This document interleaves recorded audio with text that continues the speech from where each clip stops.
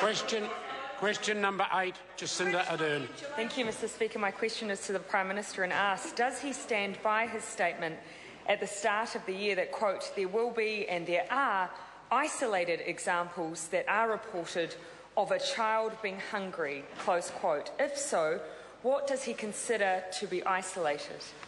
Right Honourable Prime Minister. Mr. Speaker, yes, there are examples of children being hungry at school, but not every child. Supplementary question. Supplementary to the Minister. Prime Minister, does he stand by his statement in response to Labour's proposal to introduce food in schools that it was unnecessary because, quote, the vast overwhelming bulk are fed in New Zealand? Right Honourable Prime Minister. Mr. Speaker, yes. Mr. Speaker, how does he... Supplementary question, Jacinda Ardern. How does he reconcile his position that kids are being fed and the problem is isolated with his position 6 years ago that hungry children in schools was, quote, a major issue, when since then, and since he's been in office, material deprivation and the number of families struggling to put food on the table has gone from 15% to 21%. Right Honourable Prime Minister. Mr. Speaker, on a number of fronts. Firstly, the government has made changes to Fruit in Schools program to mean it's more efficient. Secondly, the government's put more money into Kids Can to ensure that their breakfasts. Thirdly, the government has supported Fonterra, that's been running a Food in Schools program.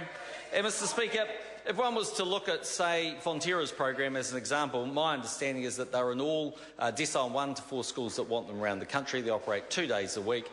They basically feed about 566 schools.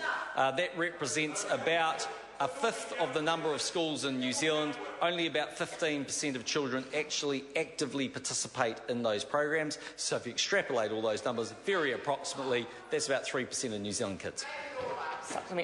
Supplementary question, Jacinda Ardern. Does he stand by his position as opposition leader on food in schools that, quote, we are going to put together the package while in opposition.